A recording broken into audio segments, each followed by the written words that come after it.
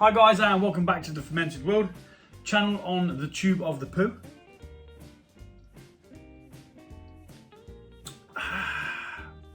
It is beer o'clock, so I'm going to drink a beer whilst brewing this mead. Today, we're making a guava juice mead. So we've got some still guava juice. We're going to use something called pectinase. It is an enzyme that will break down and destroy pectin. Pectin is haze that can gather in juice, fruit juices and things like that. So we're putting it in just in case, as we don't want this to cause us any problems like that.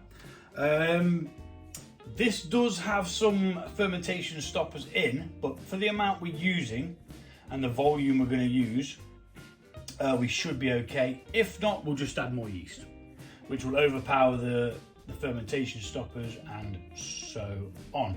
This also uses a pulp, I believe, or a puree, sorry. Yeah, it uses a puree. So we're going to get a bit of a sediment at the bottom of this. But it's all part and parcel of the fun, isn't it? Giving it a go. So for starters, we need half a litre of hot water.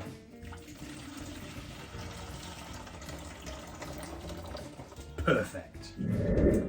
To this, we are going to add our honey, 1,800 grams. So I'm going to speed this bit up because tipping honey into there is not all that fun.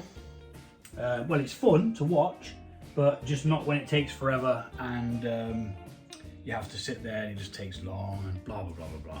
If you've seen it done once, you've seen it done 1,000 times. So yeah, we're going to speed this bit up.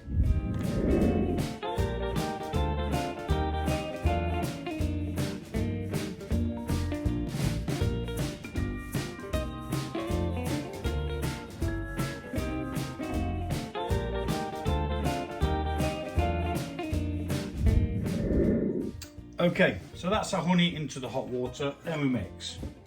It's so much easier to mix into hot water than it is to mix into lukewarm or room temperature or anything like that. It just makes it just so much quicker. And another reason why I'm using more honey these days as well, if you've seen the other videos recently, we're using more honey to start with, just to try and get rid of that, the necessity of back sweetening. Because it's just a pain in the arse. It's just an extra thing that you have to do, but I'm trying to get past it. So we'll have a new standard soon as to what it is that we're going to get, and we'll learn as we go along.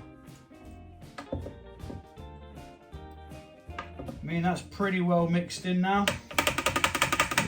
So now we're going to add the guava juice very carefully. And as you can see, if you can see, it's rather cloudy, hazy, and it's thick as well. It smells great.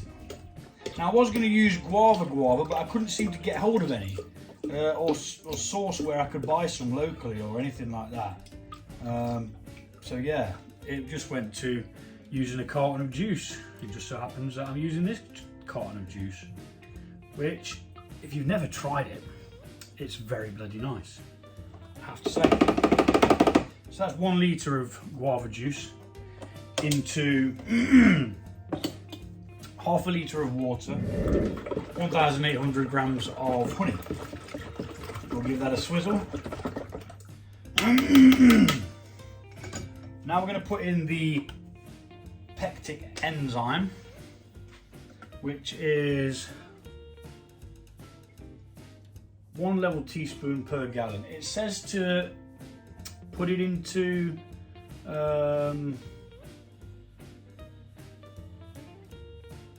if using boiled fruits with heated or boiled fruits, it says use 2, but I'm just going to use the 1. It says to dissolve it in a cup of water, but I never do. I just bang it in. It will dissolve as we mix, so in goes that. We also need the yeast nutrients, which is also a level teaspoon.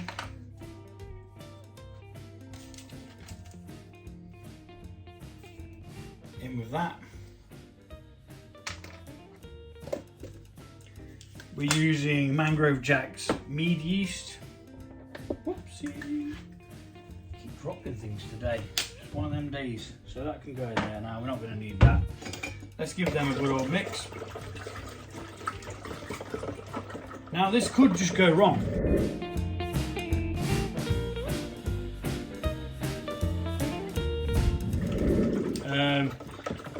What did I use that had a puree in there? What did I make? Or it was a pear mead. I used pear juice. Instead of using pears, I used a concentrate pear juice.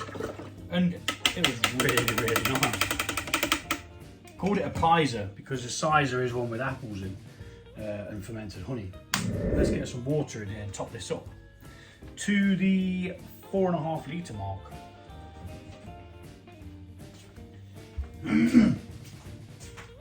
Let's give this a good mix now. We've got everything in it that's going in it. It smells lovely. I know for a fact it tastes very, very, very, very sweet though. So I'm not going to taste it. But I am going to splash it all over me.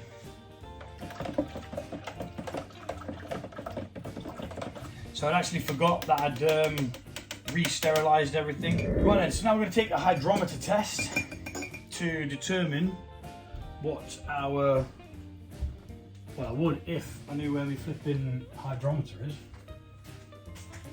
which is here.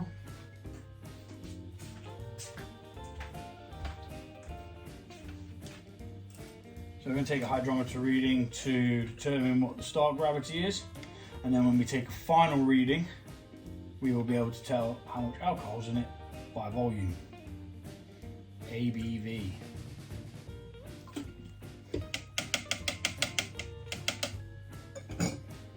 So we're going to have more than usual simply because of the juice that's in there. So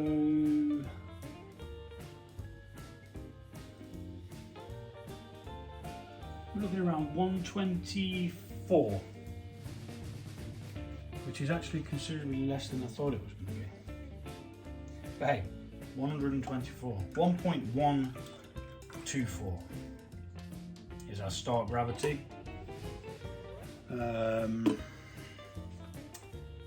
Now we're going to transfer it to our fermenter because that's where it needs to be. And I'm going to speed this up because all I'm doing is tipping something in there and it's not all that exciting. Unless something goes wrong, like I spill it, and I will slow that bit down for you to laugh at me.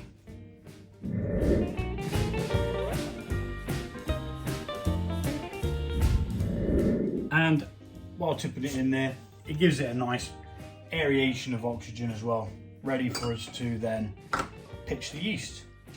We're going to check our temperature. We're at 24 to 22, so that's good. Oh, bugger lugs. Didn't add the cup of tea over there for the tannins. And I'm not going to now either. Because we have reached the critical 4.5 litres. Any more than that, you're just asking for trouble. Now that didn't even seem like half a pack of yeast, to be honest. I might open another. I think I've got one in here that is half opened. I might nick a bit out of this because that did not look like half a packet. I might have misjudged. Put a bit more in. Yeah. Oh well. You want enough. You can't really put too much in, but there's no point using a whole packet because it doesn't really need it. It will separate, replicate itself, or breed is what it's called. Once it's in its happy environment, the yeast will breed, form a colony, and then take on the sugars, then produce the alcohol. So you want to mix them in so it's all wet. Wet yeast is happy yeast. If it's dry and stuck to the side, it's going to do naff all.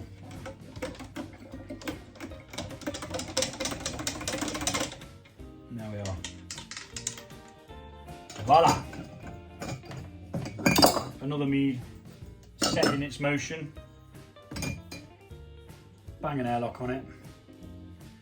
Job's a fish. And we'll check on these tomorrow morning, make sure that both the new ones are fermenting okay, not causing any troubles.